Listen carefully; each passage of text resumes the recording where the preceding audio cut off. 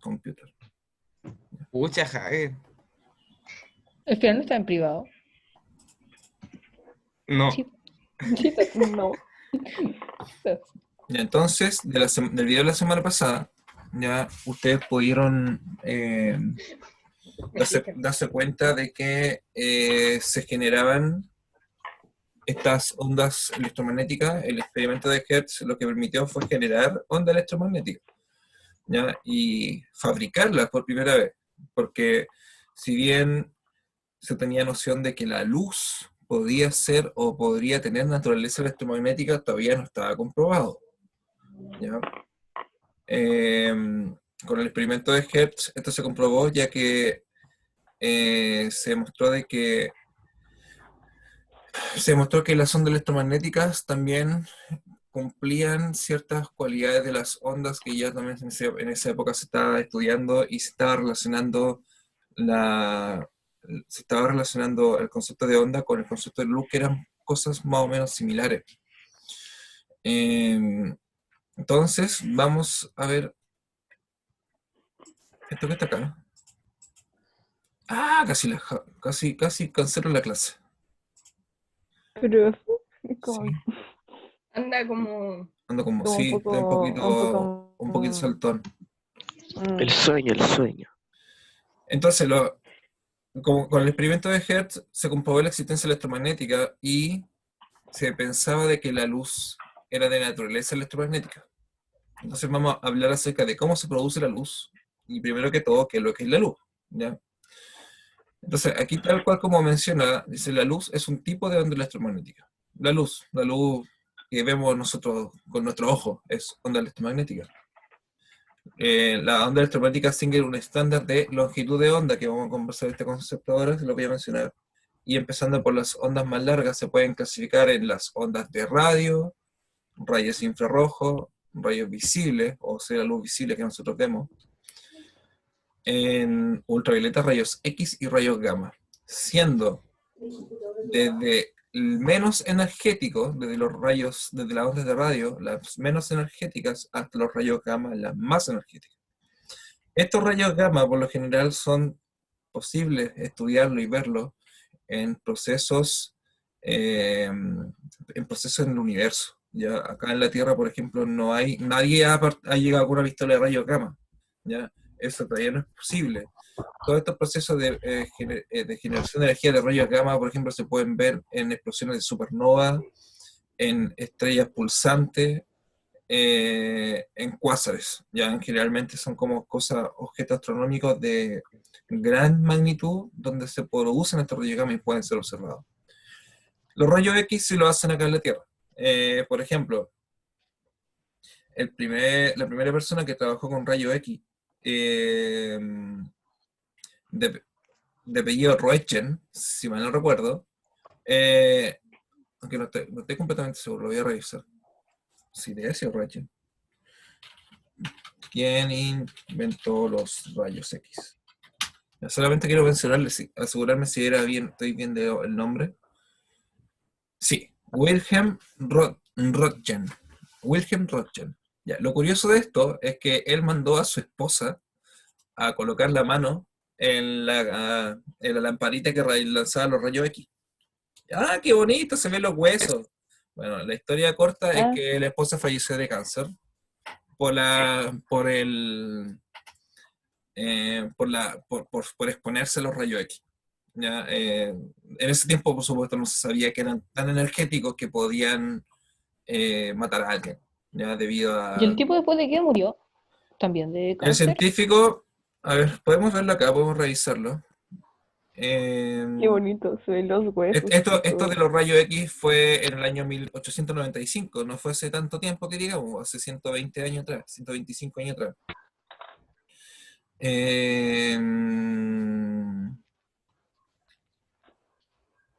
¿Cuándo murió? Es que realmente en esa época, si no era por ciencia, se moría por alguna enfermedad. Y, No, no me la veo los dientes.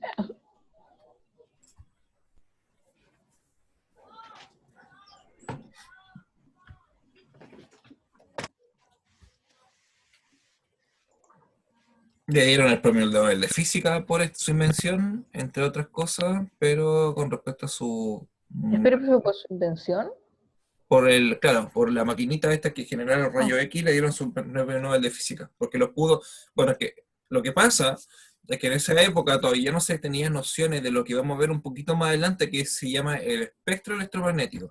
Solamente se conocía algunas partes, ya se conocían las ondas de radio, ya se conocía la luz visible, y de a poquito el puzzle lo fueron armando. Ya, la onda infrarroja también ya se habían descubierto hace muy poco. Ya, entonces de a poquito como que formaron el puzzle y fueron formando todo esto que se llama el espectro electromagnético, que lo vamos a ver. Pero para eso, primero hay que tener claro qué es lo que es este concepto de una onda. Recuerdo la clase pasada que vimos cómo viajaba la luz en esta cosa de el campo eléctrico en una dirección y el campo magnético en esta otra dirección, y viajaban como onditas, ¿ya? Sí. Ya, exactamente lo mismo. Cualquier onda la que ustedes quieran, se puede representar como la figura que está aquí en la diapositiva, donde tiene una altura a la cual se le llama amplitud, ¿ya?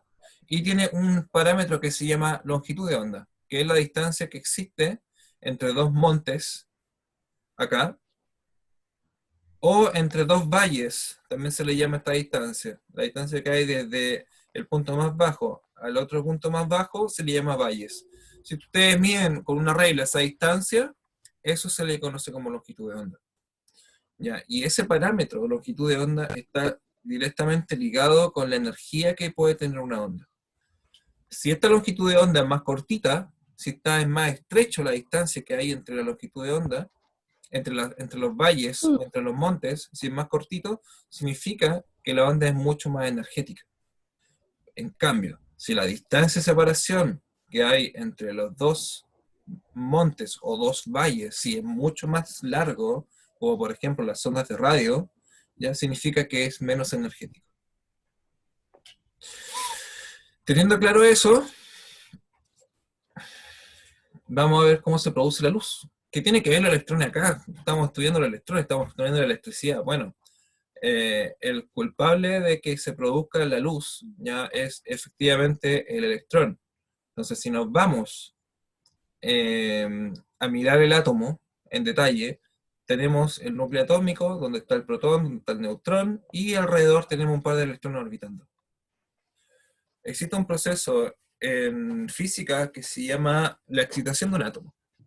¿Ya? Entonces, un átomo excitado es aquel en el que un electrón salta de una órbita que ocupaba en el estado fundamental. El primero de acá, el primer estado, o el primer orbital, es el que se conoce como el estado fundamental. Si el electrón salta a un segundo estado más afuera, se llama cuando está excitado. ¿Y por qué salta? Porque se le impactó, porque se le agregó energía simplemente, ya porque se le inyectó energía a este electrón, saltó al siguiente estado. De nuevo, leamos el texto así. Un átomo excitado es aquel en que algún electrón salta de la órbita que ocupaba en el estado fundamental a una órbita exterior, más alejada del núcleo. El aporte de energía para que se produzca el salto puede venir, por ejemplo, por el impacto de una partícula. Eso significa que el impacto de una partícula le inyecta energía, ¿ya? O cualquier mecanismo que le inyecte energía al átomo, ¿ya? Va a permitir que el electrón salte. Pero llega un momento después, pasado un tiempo, en que al electrón no le gusta estar eternamente en ese estado, sino que va a volver a su estado fundamental. Entonces, en esta imagen, cuando el electrón está en su estado fundamental, en un estado excitado, y vuelve al estado fundamental, o sea, bajó a un nivel de energía distinto, perdió energía, la pérdida de energía se traduce como un fotón, una partícula de luz o luz emitida. Y entonces es el electrón quien, al tener estos cambios de energía entre estados fundamentales, quien emite luz, ¿ya? En el proceso de excitación del átomo. ¿Queda claro este concepto de excitación del átomo? Dale, tía. lo que hace es que cuando el electrón está excitado y deja como de moverse y estar así, como Ujú. que eso produce la luz. Eso, O sea, luego exactamente. cuando... Ya. Sí, eso produce la luz, pero es el electrón quien debe o vuelve a su estado fundamental, a cuando está, aquí está quietito, que en la primera línea que aparece aquí, el primer circulito es su estado que le gusta estar tranquilo. Ya, ahí puede vivir eternamente. Pero si viene algo y lo choca o le da energía, ¿ya? ¿Qué va a ocurrir? Va a saltar al estado siguiente. Pero en el estado siguiente no le gusta estar siempre. Entonces va a estar un tiempo aquí y al volver a su estado fundamental, que es la figurita que tenemos aquí a continuación, al volver en esa regresión, él emite luz. El electrón emite luz. Ya se produce, y esa luz simplemente es la diferencia de energía que existe en los orbitales. ¿Ya? Si tú mides, por ejemplo, si este tiene una energía de 2,5 y esto tiene una energía de 1, la diferencia de 1,5 se traduce en la luz emitida aquí, porque la luz también es energía. ¿Ya? Entonces, cuando un electrón es desexcitado, produce emisión de luz en distintas frecuencias o longitudes de onda. Ya son sinónimos prácticamente. Hablar de frecuencia o hablar de longitud de onda. Entonces, como les decía, si la longitud de onda es cortita, la energía es muy grande. Si la longitud de onda es más larga, la energía es más chica. ¿Ya? Eso es lo que ocurre. Entonces, estudiando esto, les presento algo que se llama el espectro electromagnético. Entonces, en la época del experimento de Hertz, se pudieron reproducir las ondas de radio, ¿ya? Y parte de las microondas. Aquí entre medio, ya se conocía el luz visible y el infrarrojo, y con el experimento de Röntgen se conocían los rayos X. Entonces, de a poquito se fue construyendo esto que conocemos como el espectro electromagnético, que no es nada más ni nada menos que conocer las distintas longitudes de onda que existen en los distintos procesos físicos. ¿Ya? En general, la luz, la mayoría de la luz, o de la mayoría de los procesos que se implica luz, están asociados a un electrón, a un proceso físico donde un electrón ya sea está acelerando muy rápido, ¿ya? O como vimos recién, uno le coloca energía y este cambio de energía produce una luz al volver al estado fundamental. O incluso hay otro proceso que, ¿se acuerdan del spin que vimos la semana pasada? Del electrón, Sí. el giro. El electrón puede incluso, naturalmente, él girar, hacer esto. Y al hacer eso también va a emitir un fotón, también va a emitir luz. ¿Ya? Por eso, el electrón está ligado a todos estos fenómenos asociados a la luz, ya en los que estamos nosotros ahora estudiando el espectro electromagnético. Pero, ¿Sí? profe, Sí, una dígame. pregunta. ¿El espectro electromagnético en sí es solamente como la medición de las ondas? Como... Exactamente. Es decir, Ya. medir las distintas ondas, ¿ya? A la cual eh, es medir la longitud de onda de las distintas ondas que hasta la actualidad conocemos. Y tienen asociado un fenómeno físico ligado al electrón, que es lo que estamos nosotros ahora deduciendo. Entonces, las ondas de radio que estaban acá tienen aproximadamente, o las que se han estudiado, o las que podemos percibir, porque esto puede ser mucho más extenso, pero solamente por las que podemos encontrar con la tecnología actual, son las que aparecen aquí. Por ejemplo, ondas de radio del orden de 1 kilómetro. 10 elevado a 3 corresponde a 1000, y 1000, esto está en escala de metros, así que esto es 1000 metros. O sea, Profe, ¿sí? tengo una duda. Consulte. ¿La punta de una aguja tiene más longitud de onda que un humano? La punta tiene menor longitud de onda. Te fijas que el número aquí Digo, empieza más grande y empieza más chico. tiene, Empieza a pero disminuir. entre menos longitud de onda, más radiación tiene. Entre menos longitud de onda, la radiación es más energía. Menos energía. Tiene más energía, pues, Javier. Sí, pues, entre menos longitud de onda, más energía. Y esto queda acá reflejado aquí en el gráfico. Las ondas de radio, fíjate la longitud de onda aquí, es bastante extensa. Esto es esquemático, obviamente, ¿ya? La longitud de onda es bastante extensa en este tramo que está aquí. Pero fíjate cómo lo está hecho, que la longitud de onda acá en los procesos físicos más energéticos. ¿Ya? Eso es lo que está A ocurriendo. nivel atómico. Pero ¿por Exactamente. qué una punta de aguja tiene menos? Pero lo que se está refiriendo es al tamaño de la punta de la aguja. El Ah, tamaño. Eso se refiere. ¿Ya? O sea, por eso aquí hay un circulito como que le hacen un zoom. Y ahí eso está en escala aproximadamente milimétrico. A eso se refiere con el tamaño de la aguja. Porque ya. tenemos la onda de radio, el microondas, y el infrarrojo tiene un tamaño, una longitud de onda del orden del milímetro. ¿Ya? En esa escala. Y la luz visible, donde están las primeras bacterias, y ahí tiene sentido, está del orden de los dentro de los micrómetros, o sea, de las cosas microscópicas. ¿Ya? En ese rango está la luz visible, la luz que nosotros vemos. ¿Ya? Y la luz visible, aquí hay una pequeña ventanita, fíjense cómo se produce la luz la ventanita pequeña que es la luz visible, donde aparece aquí el Eso es lo que es infrarrojo. visible por el ojo humano. Eso es lo que es visible por el ojo humano, exactamente. ¿Ya? Aquí desde el rojo hasta el violeta. Esta ventana pasando por los colores, por el salmón, por el amarillo, por el verde, por el celeste, por el azul, por el violeta, aquí en este pequeño rango de longitudes de onda es lo que el ojo humano ve. ¿Ya? Entonces, acá en esta parte del gráfico aparece la escala aproximadamente de longitud de onda. ¿Ya? En longitud de onda, en la escala, por ejemplo, de un edificio o del tamaño de un humano, son estas longitudes de onda que están acá. ¿Ya? Y en la escala de la longitud de onda del tamaño del núcleo atómico, corresponden a los rayos gamma. Y la figura que está acá abajo corresponde a la frecuencia. ¿Ya? O sea, uno puede hablar de longitud de onda, puede hablar de frecuencia. Entonces, si la frecuencia es más grande, como aparece acá un 10 elevado a 20, si se acuerdan de la potencia 10 elevado a 20, un número con muchos ceros, ¿ya? La frecuencia es grande, la energía es alta. Y si la frecuencia es pequeña, la energía es pequeña. Y también en escala de temperatura.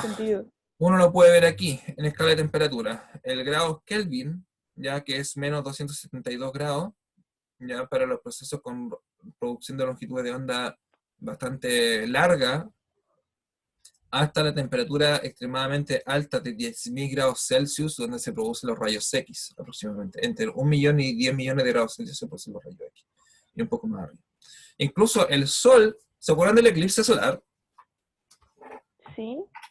El eclipse del año pasado. El eclipse del año pasado, ¿por qué uno no podía ver el Sol directamente cuando... Porque uno como que se quemaba los ojos, ¿no? Se quedaba como Exactamente. ciego, así como... Porque la radiación era muy intensa. Porque la radiación es muy intensa. ¿Ustedes sabían que... ¿Y qué es lo que se veía cuando el Sol estaba completamente cubierto por la Luna?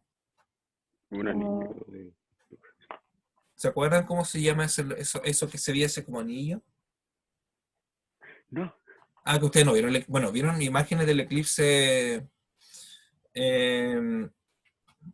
Con eso. Profe, yo fui al valle, entonces se vio como súper claro. Sí, de hecho Creo yo que también. era, ¿cómo era? La Serena, creo. A ver. Yo también anduve por allá por la universidad. Se le había mostrado. Bastante triste, profe. Yo estaba solo en mi casa. Oh. Eclipse solar. Pero fue a La Serena, Robert Downey Jr. Yo fui a Cachiyuyo. ¿Les suena ese ¿Cómo pueblo? Su lugar. Obviamente. Yo fui no. a Portales. Cachí. ¿A la Caleta Portales? ¿Y qué? Entonces, bueno, aquí les voy a compartir. Entonces, ¿ven el eclipse, la foto del eclipse? Ya, esta capa que está acá afuera, esto que se ve como anillo, ¿ya? Es lo que se conoce como la corona solar. Y la corona solar,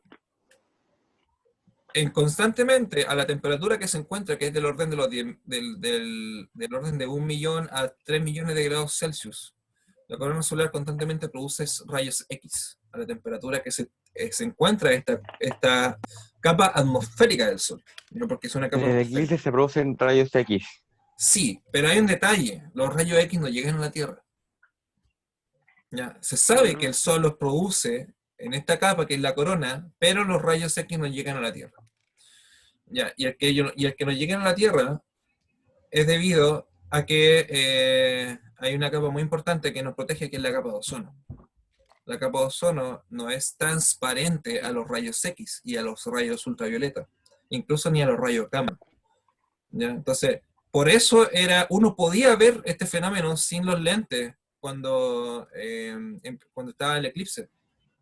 ¿Ya? Porque uno tenía la seguridad de que los rayos X eran bloqueados por la capa de ozono. ¿Ya? O sea que Bueno, yo me se saqué puede los ver sin lentes lentes cuando... o no. ¿Ah? O sea que sí se puede ver sin lentes o no. Sí se puede ver Ahora- sin lente cuando esté Pero- completamente cubierto, así como aparece en las fotos. Pero si está acá, como en esta foto, parte de los Te vas rayos a morir. ultravioleta sí entran a la atmósfera. Entonces tú estás viendo luz ultravioleta, o sea, ojo, la luz ultravioleta invisible a nuestro ojo, no la vemos, pero la sentimos. Y como la sentimos, quedando ciego. ¿Ya? Por eso en esta fase no se podía ver, porque la luz ultravioleta sí pasa, parte de la luz ultravioleta pasa a la superficie terrestre. En cambio, la que se produce en la corona solar, los rayos X, estos no pasan a la atmósfera. No pasan a la atmósfera porque la atmósfera no es transparente o no es permeable a los rayos X. Pero sí, aparte de la radiación ultravioleta, sí lo es.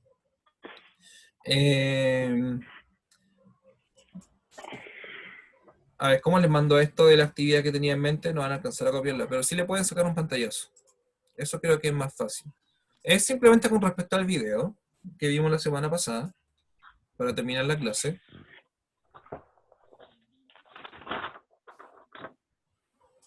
Y ya, ¿cuál es el link del video? ¿Enlace? Ya, es simplemente 7 preguntas sencillas, ya que las pueden hacer mientras revisen el video. Si les pueden sacar una foto con el celular, un pantallazo y después piratearla, sería espectacular para terminar. Y el link del video, chiquillos, está en el aula, con el único detalle que tienen que verlo en YouTube. Ya, por ejemplo, el link está en el aula, pero si le ponen play en el aula no se va a reproducir. Tienen que verlo en YouTube. Ya tienen que pasarse a YouTube para poder ver el video. ¿Quién dijo, profe? Yo, mire, es que le explico. Lua. Me quedé dormida y me Ya. acabo de despertar. Ya. Entonces me di cuenta que quedan como 2 minutos y quería ver si todavía seguía la clase. Ya. Y sí, seguía, así que me podría hacer como un pequeño resumen de la clase para no quedarme tan atrasada. Ya. Mira, lo que hicimos ahora fue hablar de cómo se produce la luz electromagnética, en parte. ¿Ya? Y una de las principales maneras de cómo se produce la onda electromagnética es con la excitación de un electrón en el átomo. En el proceso en que se desexcita, eso produce luz. ¿Ya? De todas maneras, esta parte la expliqué, va a estar en el video. Y también hablamos de un poco de lo que se llama el espectro electromagnético, que son las distintas frecuencias a la cual se puede encontrar la luz, a la cual yo puedo observar la luz. Dentro de las cuales solamente existe un pequeño rango, que es el rango visible de la luz, el cual son los colores, los famosos colores, 7 colores del arco iris, pero existe un rango bastante amplio y extenso de otras radiaciones de distintas frecuencias a las cuales nuestro ojo no está capacitado para ver. Ya. Ya, eso en resumen. Ya, de todas maneras la clase fue Gracias. corta porque yo tuve unos problemas acá, inconvenientes técnicos. ¿Y esa actividad dónde hay que mandarla? Esto simplemente súbelo al aula. ¿Ya? Es cortito, profe, sencillo, pero ¿está en súbelo. el ¿Hay aula? una actividad? Aquí se las tengo. Hay dice actividad. Sí, ¿Para se las tengo cuándo es? para el próximo lunes. Próximo martes. Espere, Pero espere, es profe. cortito. Le dejo todo el fondo. Martes 26. Ya, es cortito. Simplemente con respecto al video, es bastante sencillo. No es nada complicado. Pueden ver el video de nuevo y responder estas 7 preguntas y subirla. Las pueden responder en el computador, chiquillos, así como hacen un documento en Word y las suben al aula. ¿Ya? Ya. ¿Quién dijo, profe? El video está en el aula, ¿o no? Sí, chicos, el video está en el aula, pero antes que se vayan se los voy a dejar acá por si tienen problema para ver el video. Ya, así que espérenme 2 segundos y con esto terminamos la clase.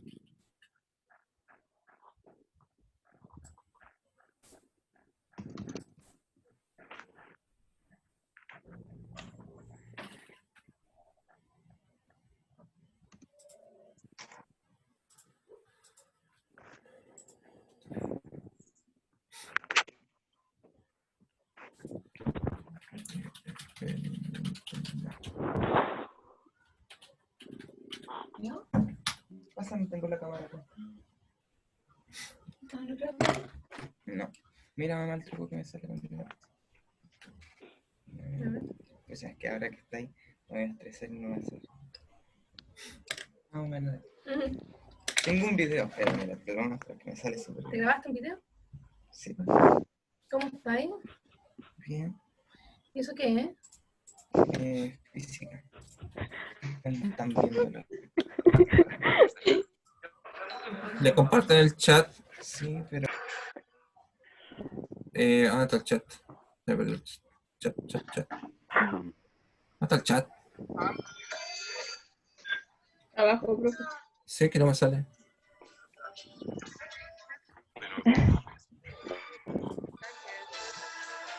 Chat. Aquí les dejo el video, el link del video. ¿Ya? Y con eso simplemente responde las preguntas de la actividad. ¿Ya? No, nada complicado. Para que lo repasen. Está bien. ¿Ya? Entonces pongo el video. Sí, ya. Fernando, ¿por qué es anfitrión? Es una larga historia, Lua, es una larga historia. Ah, es que no estuviste. No, pues, Lua, te perdiste todo. Le sacaron fotitos. Bueno, esta diapositiva la voy a subir, así que también va a estar en el aula por si acaso. Esta diapositiva de lo que vimos hoy. En todos los casos nos faltaron 2 diapositivas por continuar, que son la 13 y la 14. ¿Ya? Pero esto lo podemos comentar la próxima semana. Y empezar a ver la siguiente materia que vamos a estudiar. ¿Cuál es? Bye, bye. ¿Ya? Ahí está la actividad. Ya, chicos, no les quito más tiempo porque tengan recreo. Adiós. Chao. Ya, nos vemos. Chao. Profe, déjeme copiar el link.